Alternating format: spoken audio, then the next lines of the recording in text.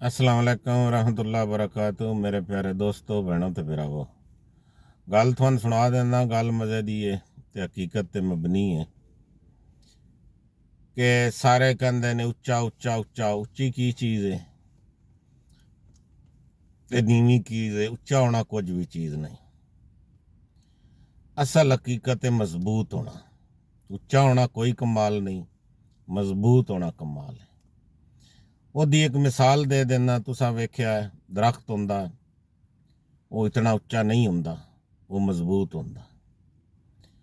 दरख्त फल भी देंदा ते छां भी देंदा। वो मजबूत क्यों हुंदा? ਉਹਦੇ पिछे एक रीजन है। रीजन की ਉਹਦੀਆਂ जड़ां ਜਿਹੜੀਆਂ ना पताल तक ਹੁੰਦੀਆਂ, जानी कि जिद्दा दिन हक हलाल ते जड़ पताल। ਜਿਹੜਾ हक हलाल ਹੁੰਦਾ ना ਉਹਦੀ जड़ पताल तक ਹੁੰਦੀ, ਉਹਨੂੰ कोई खतरा फिक्र नहीं ਹੁੰਦਾ। ਉਹਦੀ एक मिसाल इमरान खान है। इमरान खान हक ते नहीं हराम खांदा, हलाल खांदा है। ਉਹਦੀ जड़ पताल तक है। वो ऐसा मजबूत दरख्त है जिन्हों कोई हिला नहीं सकता। ਉਹਦੀਆਂ जड़ां पताल तक ने। ना उन कोई जेला, ना कोई केस, ना कोई दबाव ते ना कोई सजावां हिला सकियां, ना हिला सकनियां। ते उच्ची केड़ी चीज़ वेंदी? उच्ची वेंदी पतंग, गुड्डी।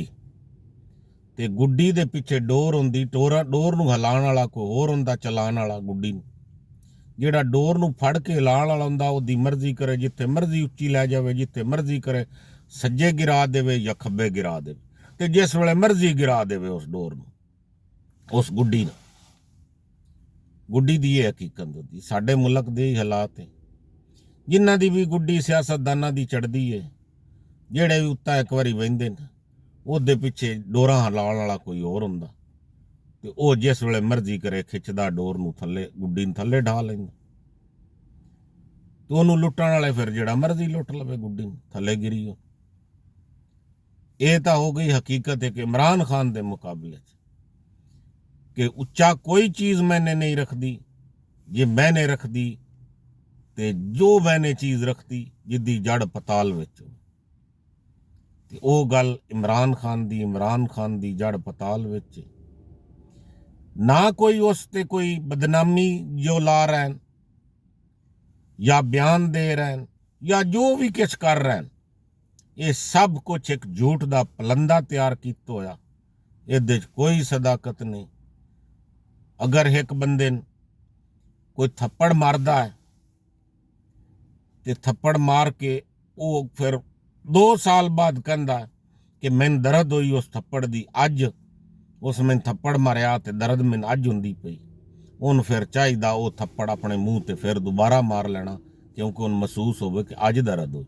उस थप्पड़ दी उस दिन दा ही दर्द। उस गल्ले यार जेड़े भी सारे इंटरव्यू घरेलू या फैमिलियां दे या औरतां दे मुतलक करेंदे, ये सब तो एक घटिया इंसान भी बड़ा सोच समझ के करदा। ये सब तो निचले दर्दे दी गिरी हुई हकीकत है। ते सन चाहिदा किसी दी कोई फैमिली ते ऐसा इल्ज़ाम नहीं लाना चाहिए। क्यों वक्ती तौर पर डोरां खिचियां वेंदियां, गुड्डियां चढ़ियां वेंदियां। बहरहाल उस इंसान दी जिहड़ा झूठा, बद किरदार और बेवकूफ और नाअहल और बिल्कुल ही घटिया होवे, वो इहो जे काम करदा। जे अगर किसी मेरी गल बुरी लगी होए माजरत नाल, ते गल ये हकीकत है इमरान खान एक वो दरख्त है जिदे जड़ां जिहड़ियां तने दियां जड़ां दरख्त दियां पताल तक हैं, उन्होंने कोई हिला नहीं सकता, कोई माई दा लाल नहीं हिला सकता। ते जिन्हां दियां डोरां पिछे कोई खिच रहा उन्हां नूं जिस वेले मर्जी कोई गिरा सके। EI ते अवाम नूं शऊर कह दिता, इमरान खान दिता। पहले किसी ने शऊर दा इलम ही ना। बहरहाल जिस तरह ताकतां चाहदियां उस तरह करा सकदियां। ते अल्लाह फजल करे। ते मेरे प्यारे दोस्तों सदा फुल्लां दी तरह मुस्करांदे रहो ते इनू शेयर भी करे। अल्लाह हाफिज़।